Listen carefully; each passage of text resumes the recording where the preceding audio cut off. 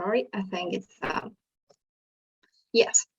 So in February, we have our machine learning introduction and setup. And in today's session, I'm trying to explain the most popular 10 algorithms. And trust me, there will be 1 or 2 equations involved. I'm trying to reduce to the minimum as much as possible, so you don't need to worry about it if you are afraid of math or afraid of like too much calculation and too much logic like things going on.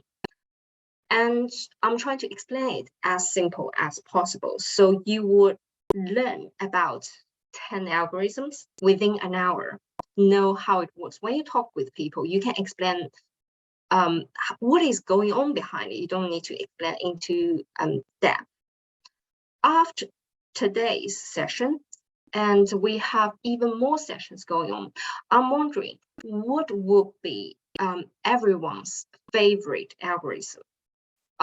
There are a few options. You will know about them after this session. You will know the name of it. You will know what it does. You will know the preferred area for these algorithms. Then after this session, I want to give you a chance, a poll to decide what kind of algorithm you would like to learn in the next step. So don't forget to register in our Women Who Code Slack channel, because unfortunately I can't put the poll here. So I'm moving the poll into the Women Who Code Slack channel. There is a machine learning channel under that Slack. So feel free to pop in and pick your favorite algorithm. But what do we need to know? You will benefit a lot if you have a bit of knowledge of Python. You don't have to know it. It doesn't affect your learning progress. But at the end of this session, we have a tutorial, which will probably start from 8 o'clock and hopefully finish within an hour. And also you need to learn a little bit about Google Colab. Google Colab is kind of a ready Python environment for you to coding there. It will be a little bit hard if you want to actually work on machine learning without knowing something like that. So I would recommend you to know a little bit Python if you decide to move your career into machine learning. By the end of this course, you would understand about 10 machine learning algorithms. And also, you will finish about 6 tutorials with different types of machine learning models. And then I think you'll be able to call yourself a machine learning engineer. Well, maybe if you don't know much, maybe you're a junior one, but you can definitely work on it. So with this course, each session, we have a session every month. It will happen on the second Tuesday of every month between 7 o'clock to 9 o'clock in the evening time. And well, today is the second Tuesday of April. So, and also it is the second session. Let's have a little bit of recap about what happened in the first session. We have 3 types of machine learning. One is supervised machine learning. Supervised machine learning is a type of machine learning to deal with data, but they have labels. So for each data set, I know what it is. It's like for an image. This image represents a dog, a cat, or a number 1, 2, 3, 4. These labels I gave are the Y data for these X data sets. We also have unsupervised data, and that's data without labels. I have a bunch of data.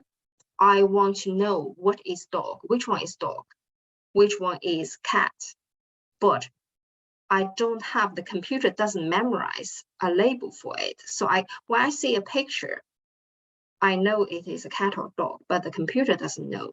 We want to train the computer to recognize it. That is unsupervised data.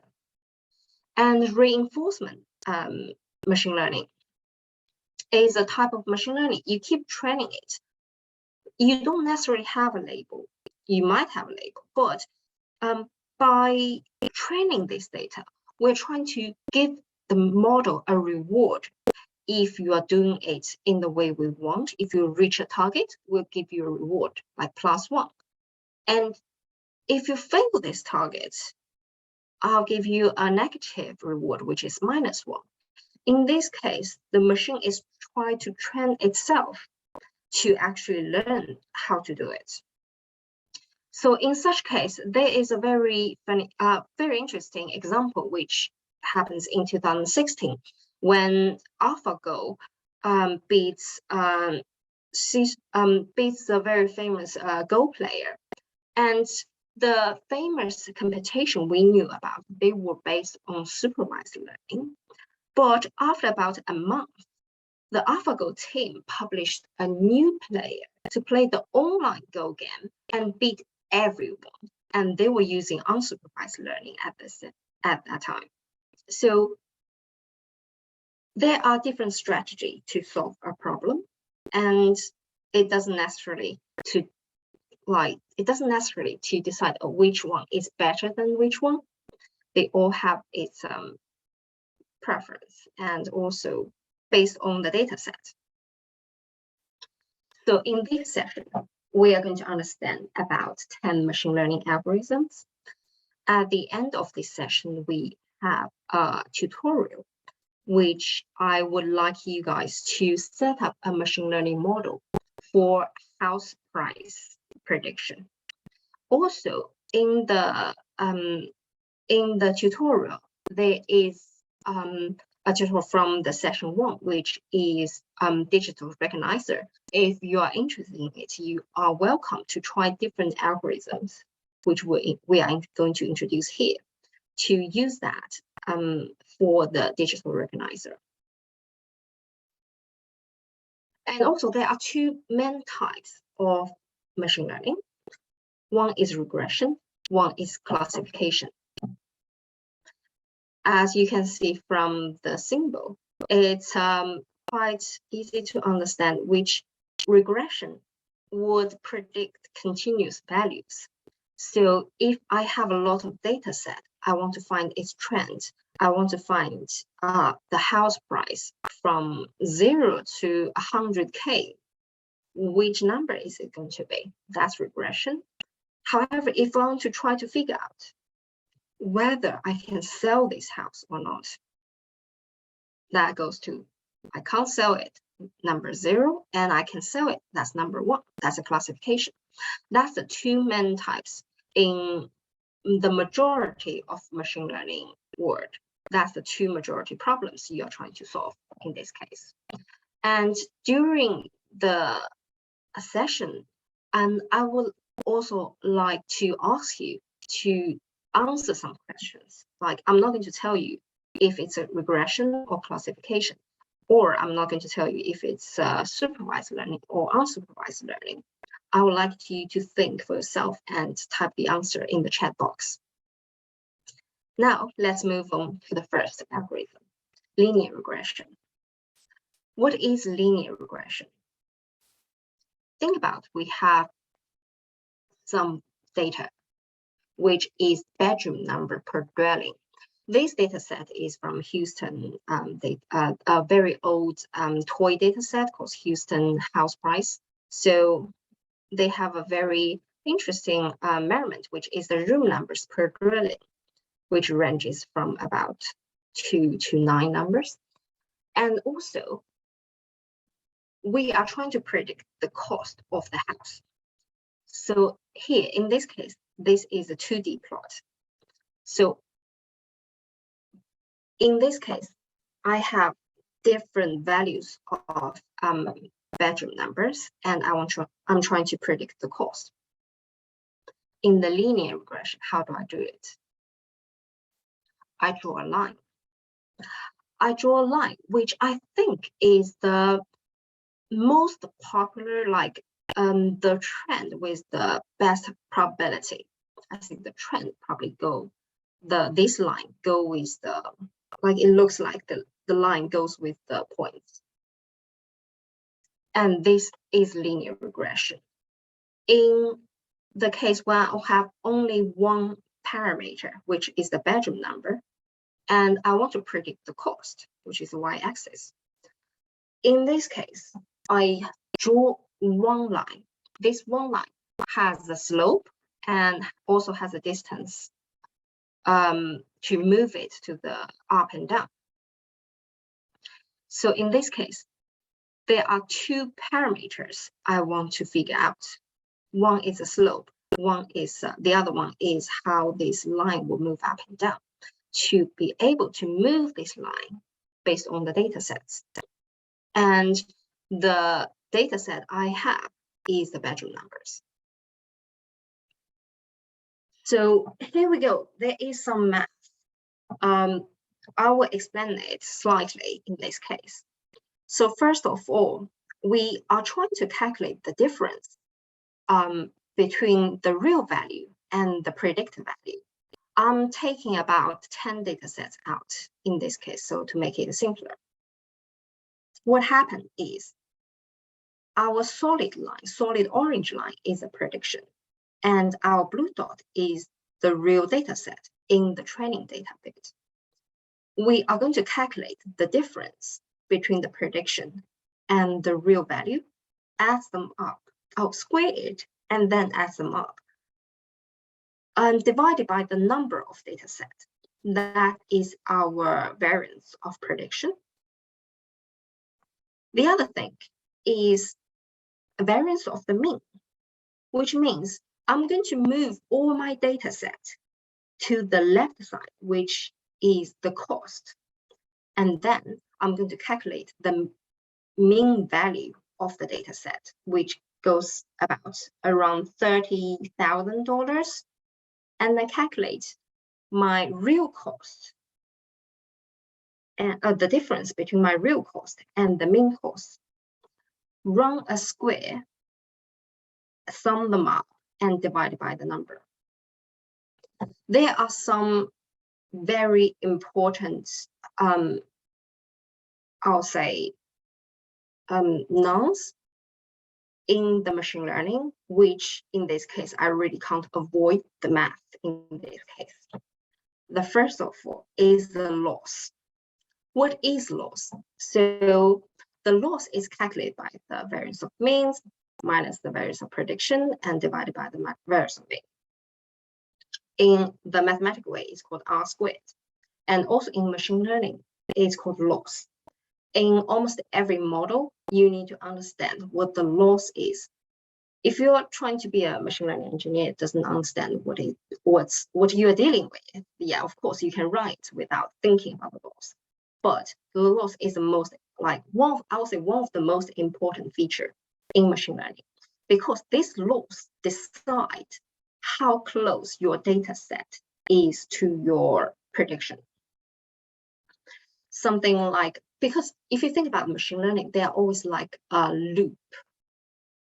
After one loop, it calculates the loss.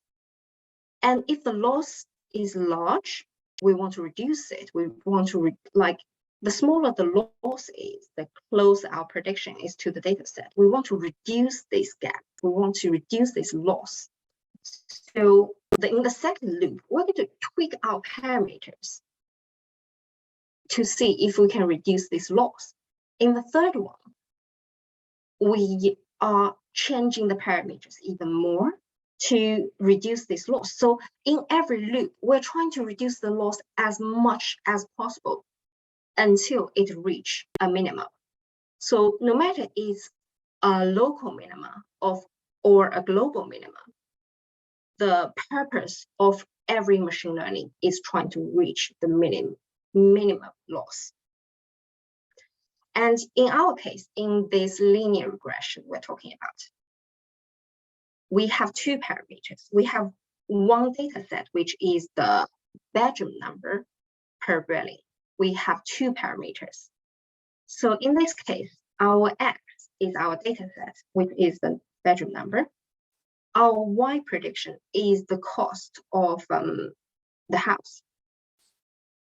And the W and the B are the parameters. So the whole purpose of machine learning is changing my W and changing my B, enable it to reduce the loss as much as possible. So you've learned the linear regression. The next step is going to logistic regression. Also, please feel free to ask me any questions. You can stop me anytime and ask me questions. I'll probably check it every now and then. So the second one is logistic regression. It is very similar to linear regression, and that's where all the math is happening basically in the first one and the second one, because they are also the fundamentals of a lot of machine learning method, like everything, because they are all related and all the math are similar. They just give them a different name to let people know we're dealing with different things. So logistic regression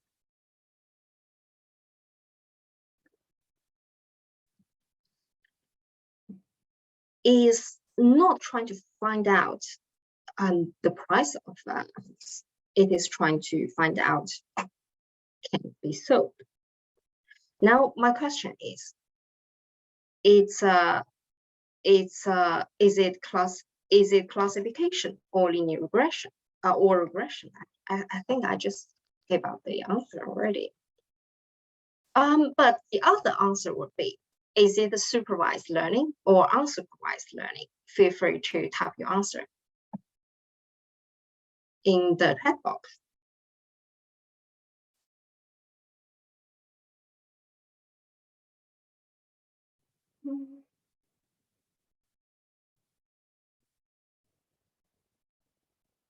Yes, it is supervised learning.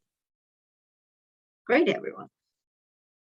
Because I actually gave out a Y value, which is the price of the house, and I'm trying to feed my line to these data sets. I have to have my sold price to be able to feed the data. So that is supervised learning. And this, oh, sorry, my mouse. And this one, the can the house be sold? That is classification, because it will go to 0 or go to 1. And the line I'm trying to fit here is not going to be a straight line. It is a line which is of a function. This is called logistic function. And the px is basically the probability of my x, the probability of whether the house will be sold or not, based on the number of bedrooms, and the function after it show up the line, the orange line in the picture. Okay, what is the loss function? Our loss function is this equation, but think about it, even though it looks pretty scary, but actually what happens is that my y-axis is either 0 or 1. So basically make this function much simpler. And also this logistic function, it can be transferred into logic function. The first function can be transferred to the third function. Basically, what it does is I'm trying to move my complicated looking function into a simple function. The theory is still the same. I have two parameters, my W and B. I'm just trying to like manipulate this function a little bit to make it look easier. It's somehow, I'm still trying to fit the W and B here. So what happened in the logistic function is exactly the same as linear regression. I have one data set, sorry, not one data set, like one kind of a features, which is the bedroom number. And I'm trying to find the answer, which the house can be sold or not. Now I have two parameters to help me to solve this question, W and B. And the calculation I'm trying to achieve is to reduce the loss function as little as possible to find the minimum of this loss function, to be able to have my curve fit the data set as much as possible. All right, we finished two problems. Now let's move on to support vector machine. Basically, most of the math finished here, which is good news for everyone. The third algorithm is called support vector machine. What is support vector machine? I'm not going to say anything. Can anyone tell me? So can anyone tell me?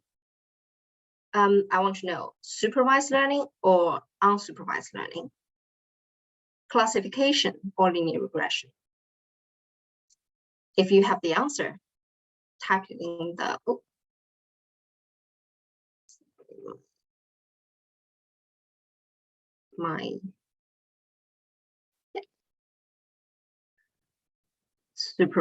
supervised, very good. I have a red circle and a green diamond there. And classification, yes, perfect. So it is supervised classification right here. But support vector machine can do much more. I am showing you supervised classification. And actually, it can do way more than that. I'm going to explain classification a bit. So in support vector machine, what it does is it finds a line. In this classification, it finds a line to separate two parts, the red circle and the green diamond. And then I have this soft margin. These lines start to expand sidewise to push as much as possible and to figure out which is the best line and which is the maximum soft margin I can find to separate those two classes in the best way. So in this case, I'm also changing the line, the position of the line, the slope of the line to separate these two clusters. I'm also trying to expand myself to push the maximum margin to find the best, the biggest gap between these two clusters. So that is what support vector machine is doing, is to find the best gap. I will use a measurement to decide, okay, how good the performance is, like something like the difference divided by the biggest the margin to with the value. And so what I am doing is I have a value to measure the performance, and that value is my loss function. And in every loop, I'm trying to reduce the loss function. Then I'm going to change my parameters. I'm going to change the slope, and I'm going to change the position. I'm probably going to change the margin, and then I'm going to measure the loss function again. Is it doing better? Oh yeah, it's doing better. So I'm going that way, and then keep changing until I find the best one with the minimum loss. So then can we think about how are we going to use this method on regression?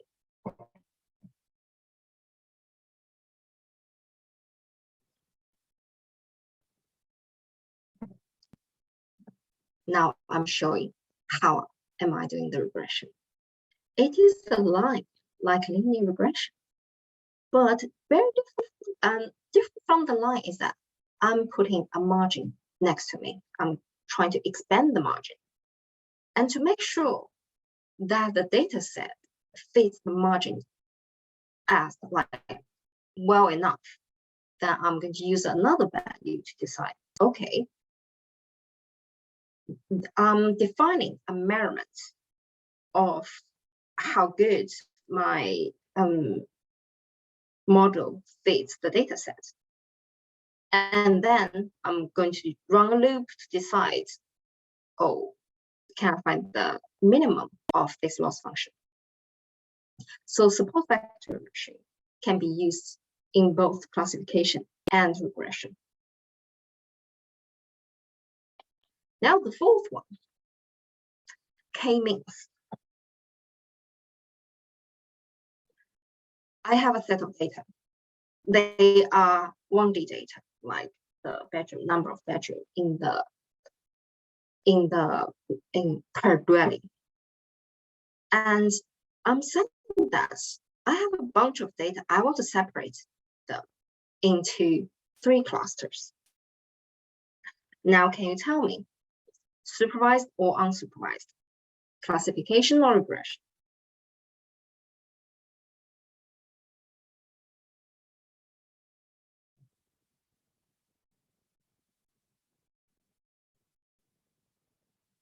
Nice, classification. Elena, very good. Unsupervised classification. Ah.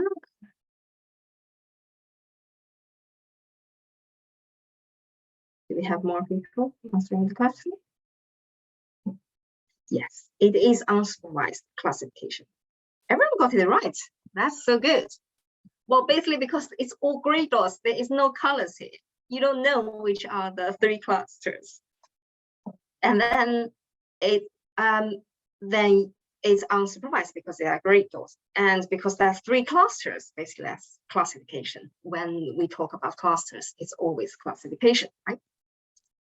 So how do we do with k-means? What does the k means? The k means the number of clusters. That's what it means. Like in machine learning, when they say, oh, the k number, that always means how many clusters do I have? So the k is 3, and 3 means something like that. So what do we do? I'm going to put 3 random dots over there. I say, okay, the second one is orange, the 4th one is green, and the 6th one is yellow. That's my 3. That's defined as 3 belong to 3 clusters. This is totally random. And then what happens is I'm going to decide for each dot which cluster are they closer to. The first one, they're closer to orange. The third one, they're closer to orange as well. And the 5th one from left, they're closer to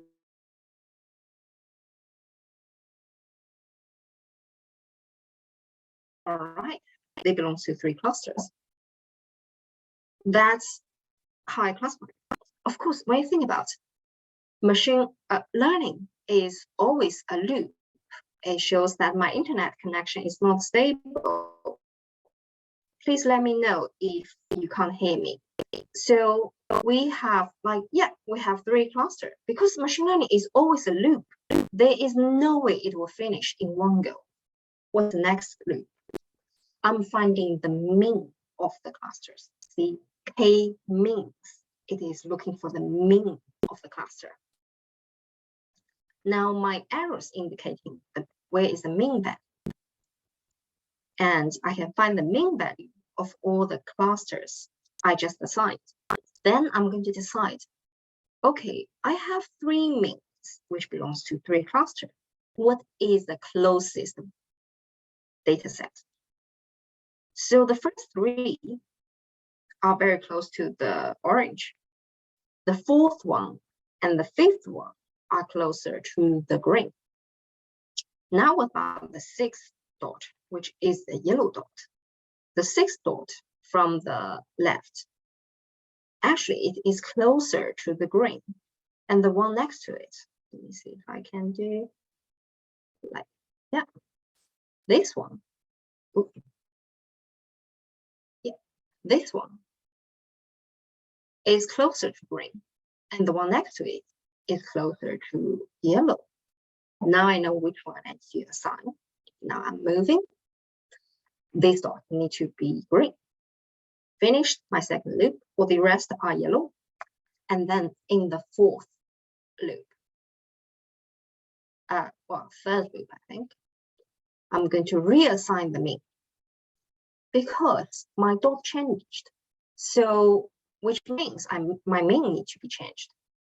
And I'm moving the mean. Okay, the the mean of the green changed and the mean of the yellow changed. Let's do it again. Okay, now this dot is closer to green, so I'm going to move that. And then the next loop, I'm moving the green and moving the yellow. So this loop keeps running until it converges. Like, I cannot change the data set anymore. All the green is still green, all the yellow is still yellow. After about 5 runs, it just converged into this point. I can't move it anymore. Then I find my 3 clusters. That is K mix. K is the number of clusters, and min is just looking for the mean value. Now, K nearest neighbor. Remember what I said? K is the number of clusters. So, my questions: where does the new data belong to? If you're listening, can anyone answer me? Is that classification? Is that supervised learning, unsupervised learning, or regression? Type your answer in the chat box.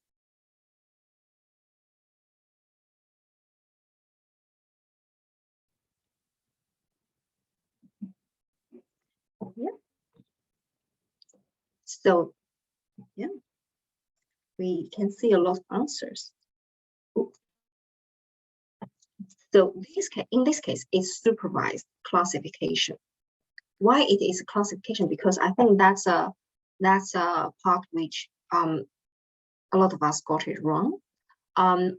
What I'm trying to show here is orange, green, and yellow. Can you think about number? I probably do 0, 1, and 2. Probably 1, 2, 3. But I can't do it like 1.1, 1.2, 1.3. That would be a little bit weird. So that's why it is classification. Because I have already given you a color, which means this is supervised learning. So what does it do? It K nearest neighbor. Can you think about, like, I have a new data, I have my training data set, which already I know the color already.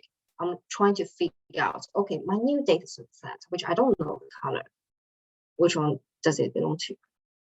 What would you think? If it says nearest neighbor, then I'll say, okay, the nearest neighbor of the new data set is green, then it is green. Of course, then I'll keep the green. So I'm looking for the closest neighbor in this 1D data set, which is, I can also say, okay, oh, sorry, too fast. Then I'll say, okay, what happens if I have 2D? It's a 2D feature data set. My dots sits in a 2D plane, and I have new dot, which is gray. So in one case, I could say, find the nearest neighbor. Just measure the distance between my gray dot to everything else. And then I have the closest one, which is orange. I can say, okay, my gray dot belongs to orange. That's why I define the nearest neighbor is 1. But is that all it can do? I can also decide. I'm not going to choose just 1 nearest neighbor. I can also choose 3 nearest neighbor. And in this case, I'm going to measure everything, find the closest 3 nearest neighbor. And then in this case, somehow these gray dots are classified into the green group. So by just changing the hyperparameter, you can actually change how the prediction goes.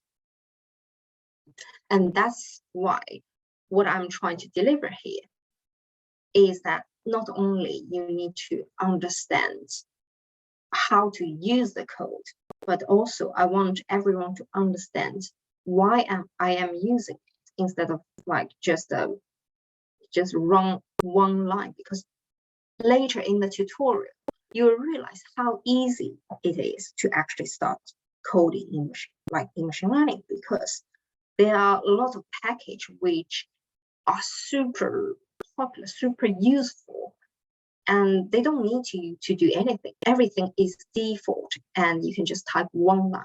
You achieve a model already. The next thing is decision tree. Let's see how the time goes. Yeah. I'm trying to fast forward a little bit. Decision tree. This is very interesting. We have a bunch of data sets. In this case, I have chest pain, good blood circulation, and blocked arteries. To decide whether this person has a heart disease. Now, can you tell me, is it classification, regression, supervised, unsupervised?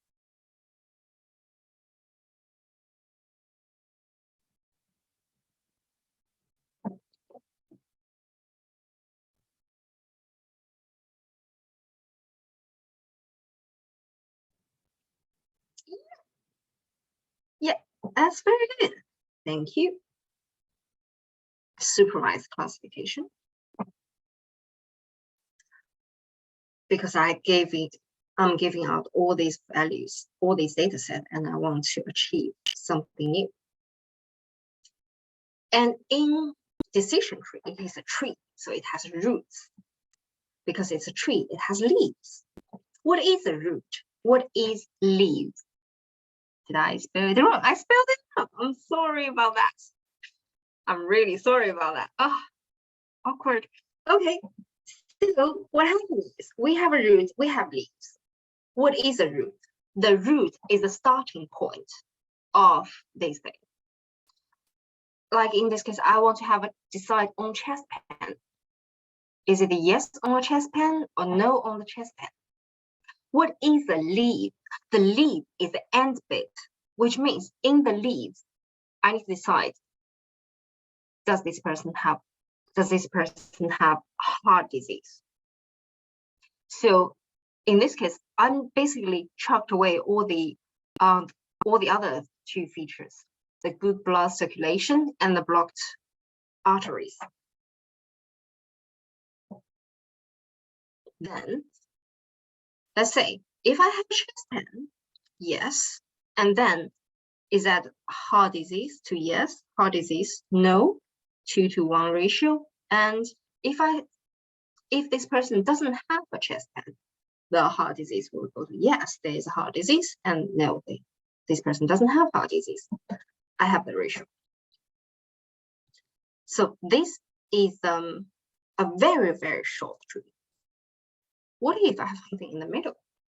That is called a node. You will also hear about it for neural networks, like they have different nodes and something like that. So it's in the middle because I'm just using it like it's kind of like a calculation nodes in the middle, but the top will always, the part to start with is always called a root. And the end bit, which is a heart disease, in this case, it's always leaves. So is it a yes, chest pain, yes? Then does this person has blocked arteries, yes and no? If in this case, we can tell that I have a good classification because going from the left side to yes, and then I can separate it. Everything here is a yes. If you go this side, this route goes yes to chest pain and no to blocked arteries, that's a no. And then I have another classification which goes good blood circulation and no to heart disease. So in this case, I can separate, like even though I have only 4 data sets, which is extremely low, I can still manage to separate all these. So I would say my decision tree achieved its purpose, which is separating everything perfectly. In a real data, like in a real data set, like with loads of data, a lot of features, you will explore all sorts of branches. They are called branches, like trees, until you reach a point to achieve the maximum odds, which means maybe it won't be like yes 10,000 and no 0. Maybe it'll be like yes 10,000, no 100, until we reach the best odds, like the max, like the best odds we can achieve. Then we can we'll just keep running it until we reach the loss. In this case, the loss is the odds between the yes and no. Can I achieve the best classification? Can I achieve the lowest loss in the decision tree? After that, we're going to go to gradient boosting algorithm. In this case, there is slightly some mathematics involved. I hope that doesn't scare you away. Because it's quite useful, and I'm trying to do it step by step. It's a 10 data set, so I'll say, okay, supervised classification again in this case. But is that just limited to that? We'll see.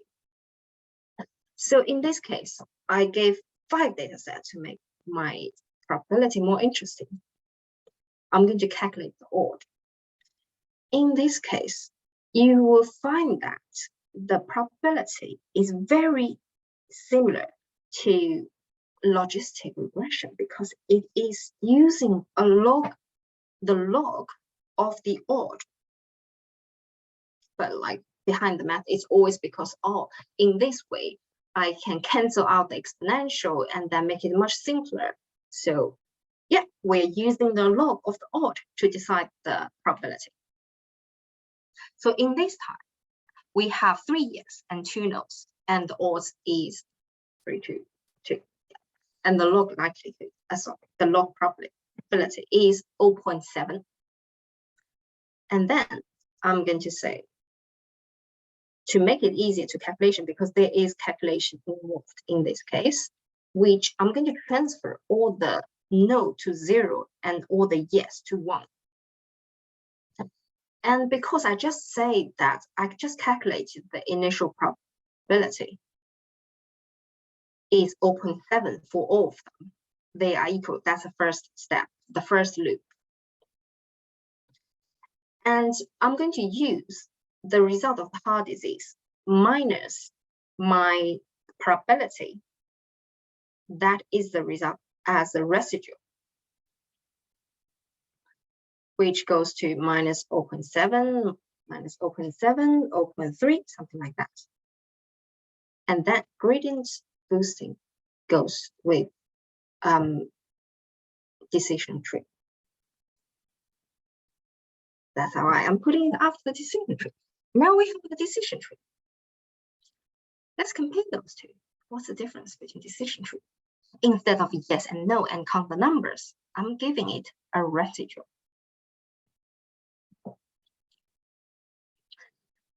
There is no such thing as yes and no anymore. Like when I go to the chest pain blocked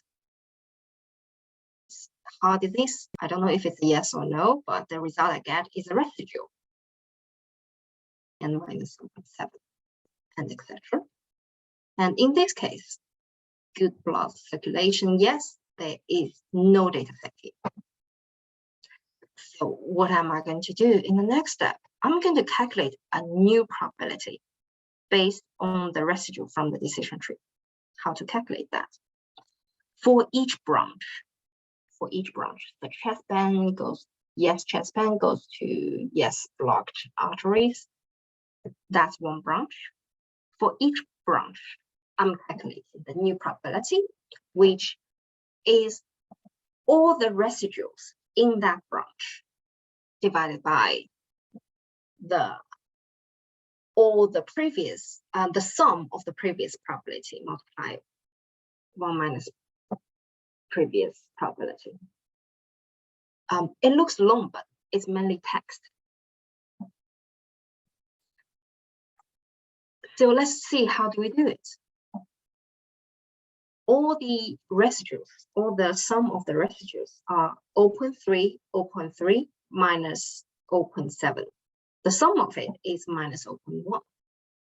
And then the previous probability for the initial, which is an initial probability, is 0.7. 0.7 multiply the next one, which is 0.3, that's 0.21. Sum of them, there are 3 of them, which means 0.63. And then this value divided, we get minus 0.47. So for all that 3 datas, the new probability is minus 0.47, and I'm calculating that for each branch.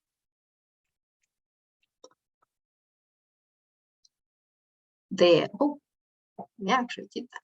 0.0 probability, 0.7 for all of them. And then in the next step is, I have my new probability, but I'm not going to move that much, because am I going to jump? Because look at the numbers. Some of these numbers are 1.43 or minus 3.33. Am I going to jump straight from 0.7 to minus 3.33? No, I'm not. What I'm going to do is I'm going to give it a learning rate, which is 0.1. Instead of saying, okay, I'm going to change from like plus my learning probability. Oh, sorry, probability. If I change my probability adds up to my new one, I'm not going to move that fast. I'm going to give it slow learning rate. That is also very important like term in machine learning, because it's like, if you think about in the linear regression, how much do you decide to, like, how much do you change your parameter? It's like I said, okay, we're trying to improve the loss function, or we're going to try to minimize the loss function. And then by doing that, I'm going to change my parameter. But how do I change my parameter? I need the learning rate to decide, okay, I'm going to change my parameter by 0.1% or just 1%, something like that. And in this case, I'm going to change the probability by 0.1, which is 10%. And in my first tree, I'm changing 0.1% to achieve my new probability, updated probability. Then I'm going to go through this loop again and again and again until I reach a conversion. So yes, in this case, and that's a that is a like, that's it. That's gradient boost. Oh, what I want to know is, like, then can we do that with a regression? With a linear regression, like decide, is that going to be a continuous number? Yes, we can do that, because we're treating yes and no as 0 to 1. We can change that number into 0, 0.1, 0.2, 0.3. It is mathematical calculation. I don't need to pick a data set and say, okay, this is a class, belongs to classification. In this case, machine gradient boosting algorithm allows you to do both classification and regression. So we don't have much left. And the 8th one is principal component analysis. What does it do? It does dimension reduction. And would you tell me if this is supervised or unsupervised?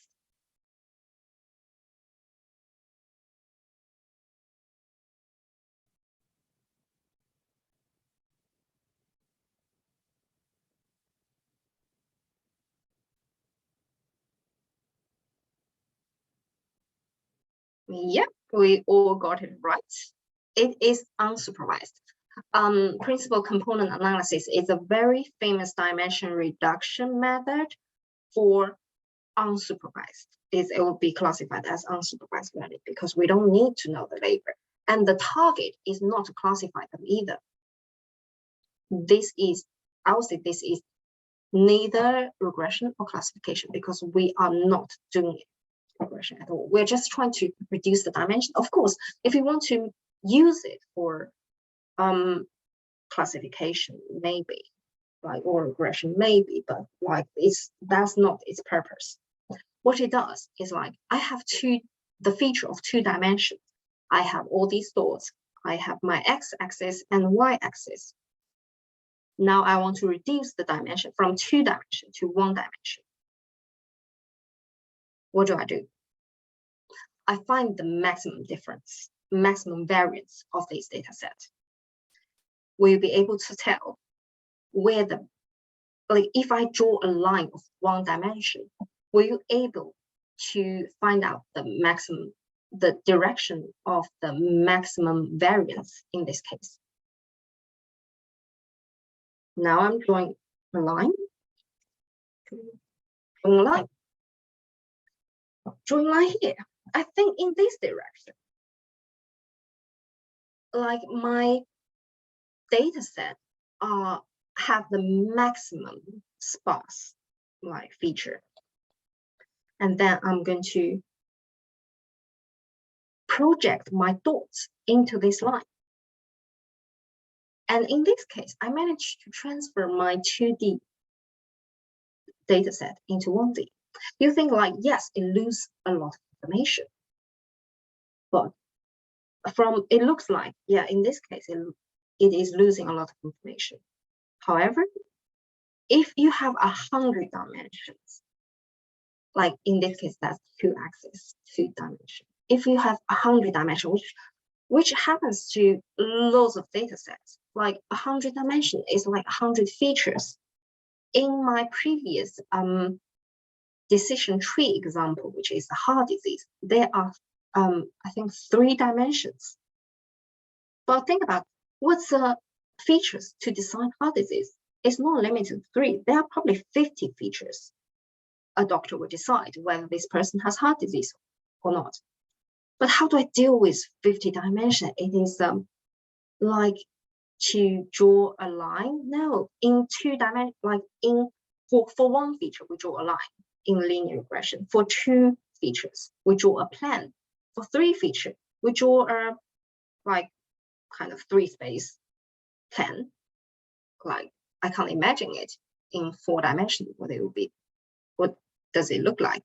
So we can't deal with all that dimensions that much. We're trying to reduce as little as possible. So logically we'll be able to figure it out, and also it will be much easier to calculate it because you have 100 dimensions and we need to calculate the variance between these dimensions, like how is the first feature associated with the second one? How is the first feature associated with the third one?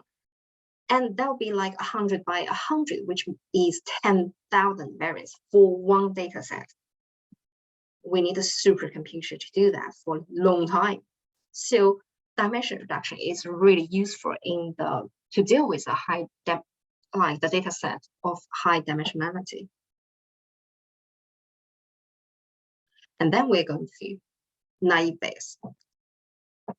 Unfortunately, I'm not going to cover naive Bayes here because I'm trying to figure out a way to actually explain it, but there is no way I can explain it without mathematics. And it's going to go to probability and also going to calculation of probability, and it will last quite a long time. And I'm trying to cover all the sections in 1 hour. Lucky for you, I'm going to jump on this topic. But if you're really interested in it, don't forget to select naive Bayes in the machine learning session and in the machine learning channel in WWCode. And I will cover it in more depth, like with more depth, if you're really interested in it. The 10th one is neural networks. This is basically a revision of our first session. What is neural networks? It has neurons, it has nodes. And look at all these circles. Each little circle is a node or a neuron. Depends on which name looks cooler. Neural network is basically, I have a bunch of data sets. Let's look at the colored circle. That is a neural network. I have a bunch of data sets, and I'm giving it a WX plus B. That sounds familiar. That is what we are talking about in linear regression, in logistic regression, basically in everything. It is a parameter we're using. That's why they're all connected. Neural network is basically using either linear regression or logistic regression. Even though it is a much fancier name, it can be artificial intelligence because it is mimic the brain neuron. And like each neuron represents a brain cell. And that's how human thinks. That's how machine thinks like a human. They have all these buzzwords and fancy things, but eventually it goes to, you know, the WX plus B somehow. Yeah, and each node is a WX plus B. I have one parameters here in my top circle, in my second circle, in my third circle, calculating different ways using different parameters.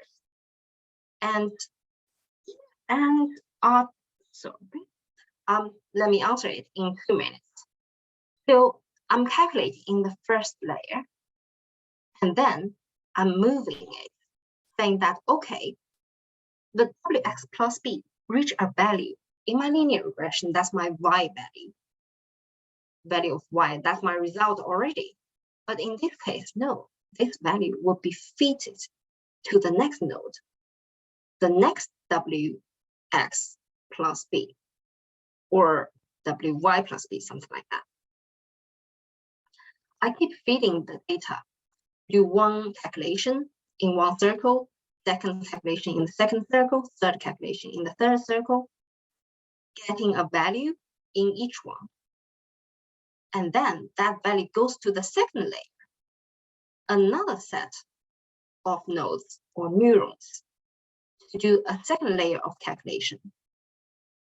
Do it until in the end, in the blue circle, I say, okay, that is my result, my predicted result from this model. And then how do I compare the predicted result with my real value? Then I use a loss function saying that, okay, this is the way. I'm going to define a function to put in my prediction and put in my real label or real value, and then compare them to see, okay, my loss function says the difference is quite big. Now I go to the second loop, changing my parameters slowly. That is what neural networks does from the second half of this image. I'm going to answer some questions about in the chat box. Sorry, I only put it in one image because it is a lot of hassle to actually create this image. So I was like, oh, okay, I'm going to put that in one slide so I don't have to do it twice. And so are dimensions same as features? In this case, when machine learning engineer talk or machine learning scientists talk about dimensions, normally that's the number of features we're talking about. When we're telling you, okay, this data set has 100 dimensions, that's just a fancy word for I have 100 features for each data set, for each data. It's like for disease, for heart disease, I showed you 3 features, which is 3 dimensions. And then if I have 50 features to decide whether this person, like this person's height, this person's weight, this person's blood pressure, something like that, I have 50 of them to decide whether this person has a heart disease or not. Then I say, okay, that's 50 dimensions. And what is maxpolate? That's what I'm going to jump to in trying to finish in about 3 minutes, because we still have a tutorial to finish. The first half, the left side of this slide, refers to convolutional neural networks. What is convolutional neural networks? It is a neural networks, but based dealing with image, something like image or 2D data set or 3D data sets. Oh, dimensions, 2 dimensions data set, 3 dimension data set. In this case, actually, this dimension is very different from the dimension I'm talking about. Because think about, I have one image, which in this case is a 28 pixel by 28 pixel. So how many features I have is 28 by 28. I can't calculate it, but it's a lot of features, which means a lot of dimensions. But there is a different way to solve it. What I'm doing is here is like I have an image of 28 pixel by 28 pixel to show up this value. And each pixel actually just gives you a brightness, or I think it's a gray scale of this pixel. Let's say I have look at my top left. I pick a square of 4 pixels. And then what I'm doing is I'm calculating it. Each number represents a grayscale, and I'm calculating to reach one number.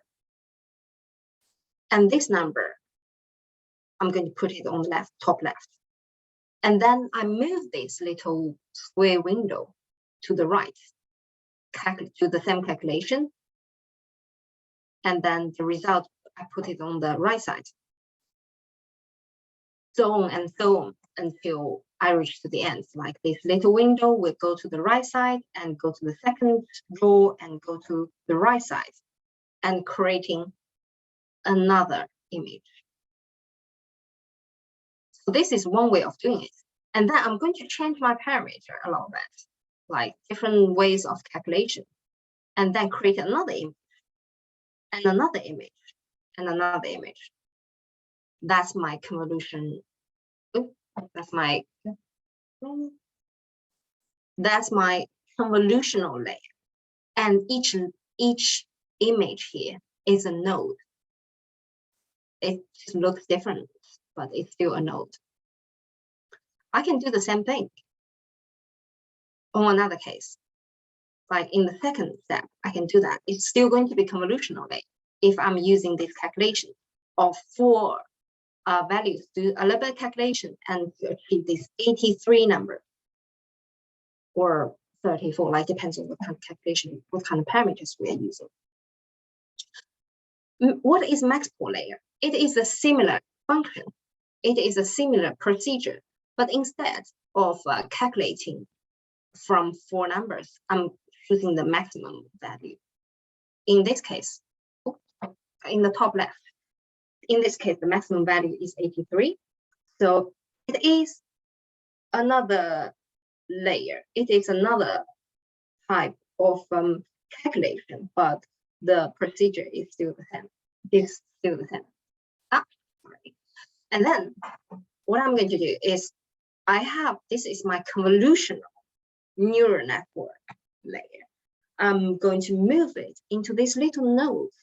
What I'm going to do is I'm going to take one image and stretch it into a line. If I have like 3 by 3, like an image of 3 by 3 pixel, which I don't know what it will look like, a 3 by 3 pixel, and I'm stretching it into 9 values, just layered by sequence. And then go through this layer by layer by layer. That's my neural networks to achieve the result. Neural networks not only can achieve regression, but also it can achieve classification based on how you deal with it. So I'm going to move to the tutorial. In this case, we still have a bit of time. I'm going to share the script with you. And what do we need? We need to have a bit of knowledge of Python so we can play with it. And also, I want you to open Google Colab. You just need to search for Google Colab on the website. And if you have Google account, you can open this. And I'm going to share the link to share the link for the script. So this is not editable. So what I want you to do is actually save a copy to your own Google account so you can actually write it over there. What we're going to do is we're going to do a digital recognizer, which means I'm going to give you a data set of like 0, like what you just saw, which is 0 to 9, 10 digit numbers of 10 image, like 10 types of image with from 0 to 9. And also I'm going to give you another thing, which is give you a data set with number of bedrooms and how big the house is to predict the house price. There are 2 types of things. One is classification, one is regression. And what you can do with it. First is a digital recognizer. You can use k-means, classification, support vector machine, k-nearest neighbor, or neural network. With house price prediction, you can use linear regression, support vector machine, gradient boost, neural networks. As well, also, sorry, I forgot to add, we can also use gradient boosting in digital recognizer.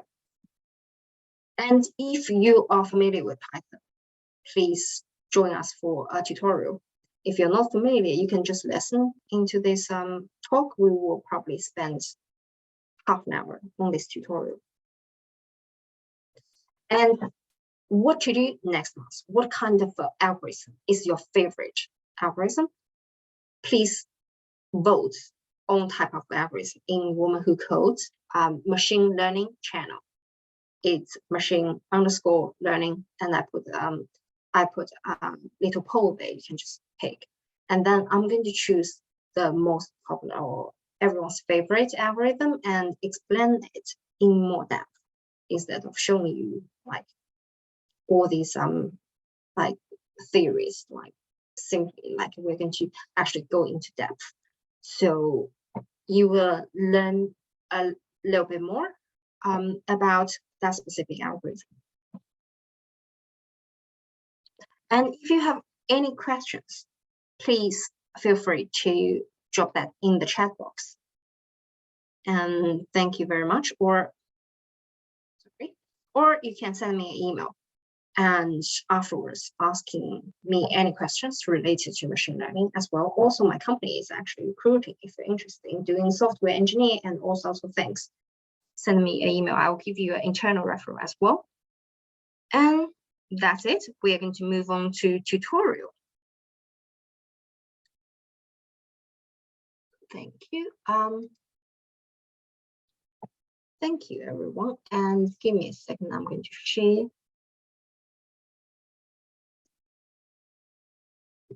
I'm going to share my screen with.